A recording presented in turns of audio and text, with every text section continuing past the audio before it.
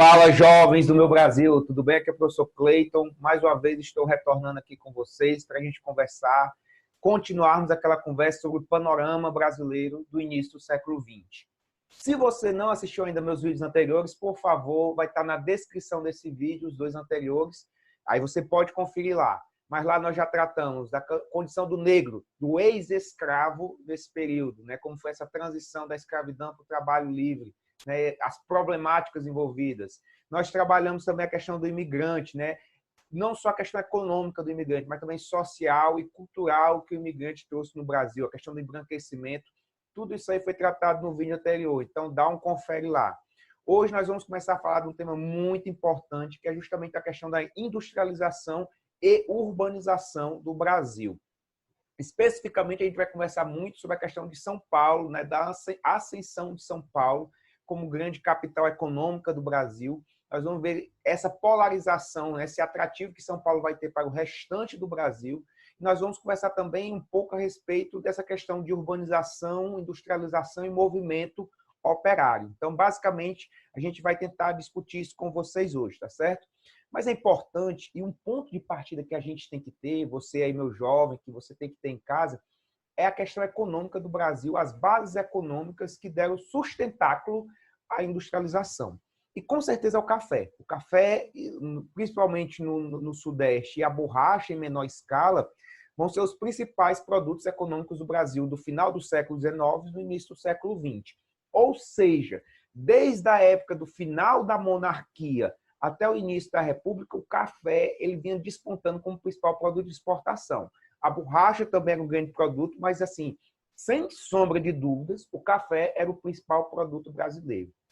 Produto agrário, produto rural, né? Era o principal produto de exportação. Só que isso demandava uma mão de obra cada vez crescente. E você vai lembrar, né, do que nós já discutimos, do seu próprio conhecimento que você tem, que realmente a escravidão havia acabado e havia uma necessidade cada vez mais de pessoas para trabalhar.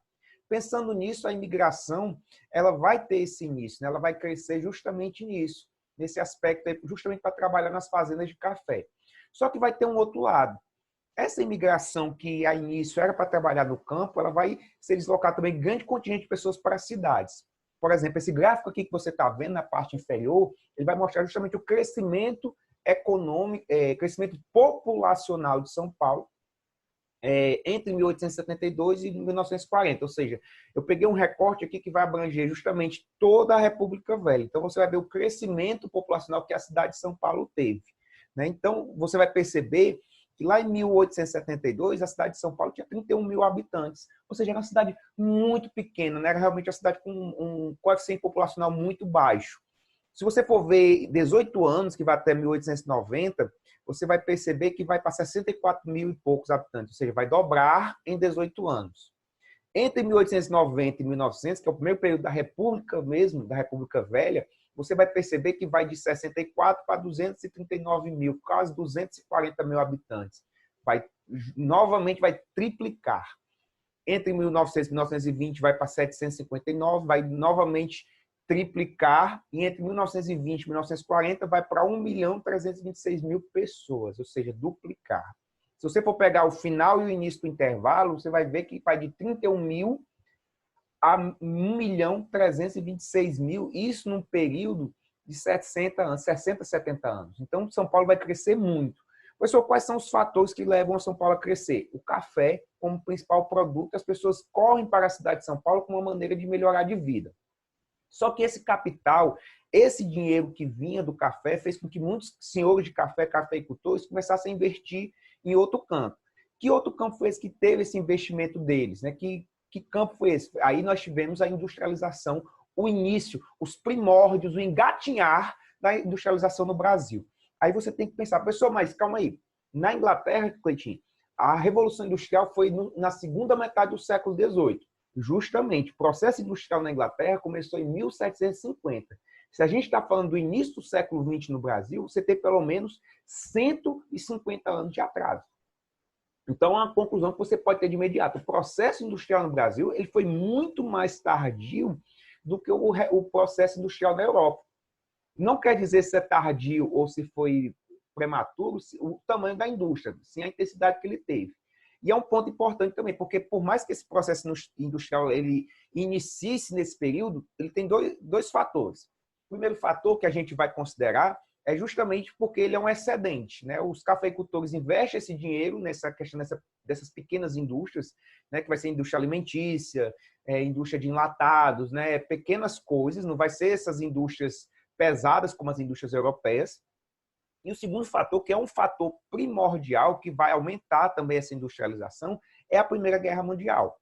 Lembre-se que o mundo, em 1914, ele vai entrar no processo de guerra. Grande parte não, eu diria que a maioria dos produtos industrializados do Brasil, eles vão vir justamente da Europa, da Inglaterra, França, né, e alguns já dos Estados Unidos.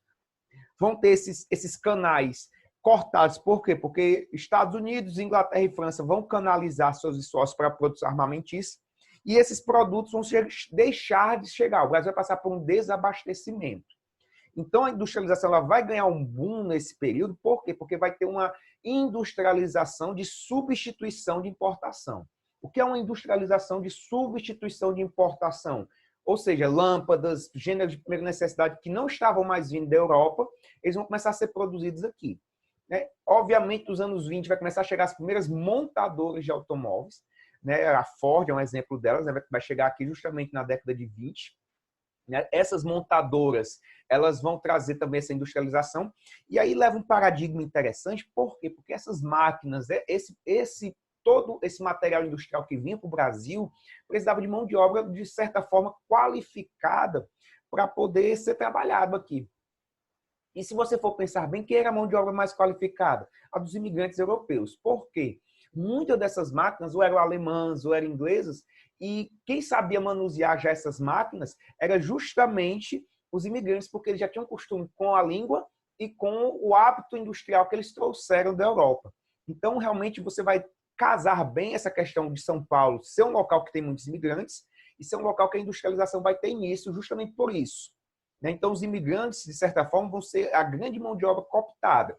Professor, eles são a única mão de obra cooptada do período? Não, não são a única. Tem outra mão de obra também que a gente tem que destacar, que é a dos retirantes. Lembrem-se que em 1915 houve uma das piores secas da história do Nordeste e do Nordeste como um todo. Livros, romances como o da Raquel de Queiroz, o 15, eles vão retratar bem essa temática. E muitos desses nordestinos, que antes os nordestinos migravam para as capitais do próprio Nordeste.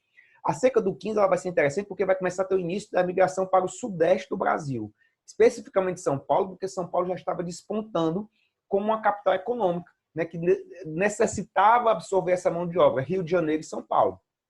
Então, esses imigrantes retirantes, que a gente pode caracterizar dessa forma, nordestinos vão para essas áreas. Lembrando a vocês que nas indústrias, de modo geral, pegavam-se os estrangeiros. Os imigrantes nordestinos eles eram muito usados para a construção civil, para outros tipos de trabalho.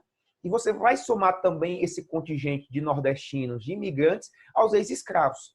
Então, você vai ter 3 fluxos de pessoas, de grupos de pessoas que vão se condensar e se misturar e formar essa nova São Paulo que estava crescendo sobre a égide do café e da industrialização e da modernidade. Então, São Paulo estava crescendo populacionalmente também porque estava se tornando um centro atrator de pessoas, por diversos motivos, ou das guerras que estavam acontecendo na Europa, dos imigrantes, ou da própria seca que estava trazendo o pessoal do Nordeste para o Sudeste. Então, você vai ver que vai acontecer isso. Mas aí leva a nós uma problemática muito interessante. Qual problemática? A das condições de trabalho e moradia. Você vai ver que a maioria desses operários vão morar em cortiços, com jornada de trabalho longínquas, grande jornada de trabalho. Você vai perceber que eles são grupos populacionais que vão viver em condições altamente precárias.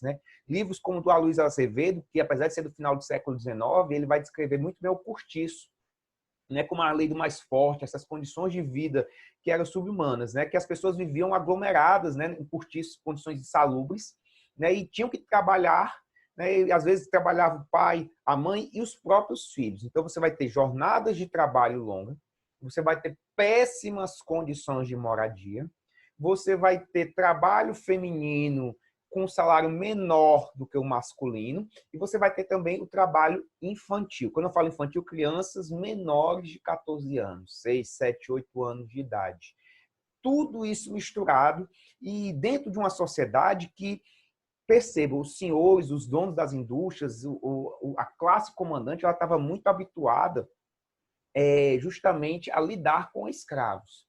Então, dentro do modo de produção das primeiras fábricas, se assemelhava muito à escravidão nesse sentido, dessas jornadas e da maneira de tratar os operários, né? Dessa maneira meio que excludente, dessa maneira meio que rebaixatória desses empregados.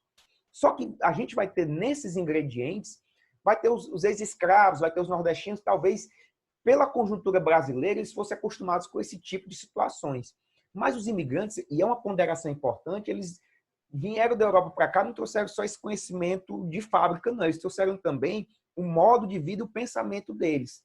Dentro dessa bagagem ideológica que os imigrantes vão trazer, vai estar justamente a questão do anarquismo, do socialismo, vai estar também essa questão dos direitos trabalhistas. Então, obviamente, nessas condições, morando juntos, morando em casas paupérrimas, trabalhando em fábricas em condições insalubres, vai começar a se fomentar o movimento operário no Brasil. Né? O movimento operário vai começar a crescer e vai ser lutando justamente por quê? Por melhores condições de trabalho. Lembre-se, a gente está falando aqui no Brasil do início do século XX de jornada de trabalho de 16 horas, enquanto na Inglaterra a jornada de trabalho já era de 8 horas. Então, o Brasil ainda estava engatinhando essa questão industrial, mas o movimento de resistência ele também vai se dar dessa forma, por causa das condições de dominação. Vai haver a dominação nos modos, muitas vezes, escravistas, nos modos exploratórios, e vai surgir naturalmente essa resistência imbuída desse ideal anarquista, socialista, desses italianos, espanhóis, alemães e portugueses que aqui estavam no Brasil. Então, vai começar a ter as primeiras greves no Brasil. A gente vai começar a ouvir nas primeiras greves do Brasil, 1906, 1907, em São Paulo, vai começar a ter as primeiras grandes greves no Brasil. E é interessante porque quando a gente pensa em greve hoje, a legislação atual, greve é um direito do cidadão. A Constituição de 1988, que é a Carta Atual do Brasil, ela preconiza que greve é um direito do cidadão debaixo de certas regras, mas é um direito.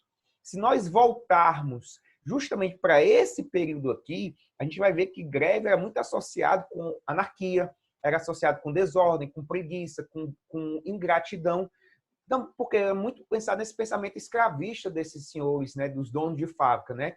Que, por exemplo, quando o escravo se rebelava e não queria trabalhar, ele ia para o tronco, ele apanhava, ele era castigado. Então, a greve era vista também como essa desordem, né? O movimento organizado ele era muito reprimido. Então, as primeiras greves elas eram duramente reprimidas. Né? Houve relatos de greves duramente reprimidas tanto em São Paulo como no Rio de Janeiro. Só que a primeira grande greve do Brasil, aí a gente tem que colocar em termos, é justamente a greve de 1917. Essa greve vai durar em São Paulo quase um mês e ela vai ser um marco no Brasil porque vai marcar a organização do movimento operário. Como assim, professor? Eles começam a protestar. Um operário chamado José Martins, ele morre nesses protestos, né, pisoteado. Ele era anarquista, ele vai morrer pisoteado pelos cavalos da polícia. E isso vai fazer criar uma comoção, e essa comoção vai fazer com que a greve ela vai aumentar em números gigantescos. Né? Cerca de 70, 80 mil operários vão parar em São Paulo. Então, se você for ver dentro da população de São Paulo, 70, 80 mil pessoas parando, é um movimento de grandes proporções. Né? E quais eram as reivindicações deles? Justamente o fim do trabalho infantil, menores de 14 anos não poder trabalhar, jovens de 14 anos e mulheres não trabalhar à noite, essa questão da jornada de trabalho de 8 horas, a libertação dos que estavam presos por greve, então muitos eram presos de greve. Greve era um caso de polícia, você era fichado na polícia quando você fazia greve. Então você vai ver que o movimento grevista ele vai começar a se organizar justamente nisso. E para que a greve passe a ser um direito, né? E que todos os cidadãos, todos os operários, os trabalhadores tivessem aumento salarial e também que dentro desse aumento salarial que eles tivessem uma jornada definida, mas também que não fosse demitido por fazer greve, ou seja, a greve passasse a ser um direito deles. Então você vai perceber que a greve em São Paulo de 1917 ela é singular nesse sentido. Por quê? Porque ela, dentro do contexto das greves, mostrava a organização sindical que estava nascendo no Brasil e ideológica. Segundo ponto, A própria coincidência do ano, que não é coincidência, né? Apesar de ser em julho de 17, né?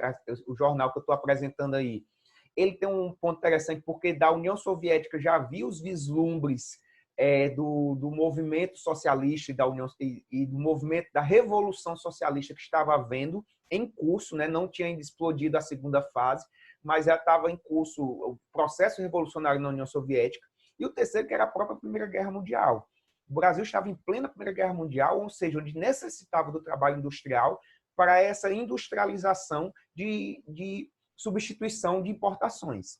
Tá certo, meus amigos? Então, o que é que nós concluímos? São Paulo vai ter um crescimento populacional motivado pelo crescimento econômico do café. Esse crescimento populacional vai gerar um crescimento da economia e uma industrialização também puxada pelo esteio do café, e onde a dominação, a industrialização vai existir, mas os moldes com que ela é feita vai fazer com que surja também um movimento operário, né, que vai justamente organizar o Brasil nas primeiras greves que vão surgir em São Paulo e depois vão para o Rio de Janeiro, Porto Alegre e outras capitais, tá certo? Meus jovens, espero que vocês tenham gostado dessa aula. Muito obrigado, beijo e até a próxima videoaula conosco aqui.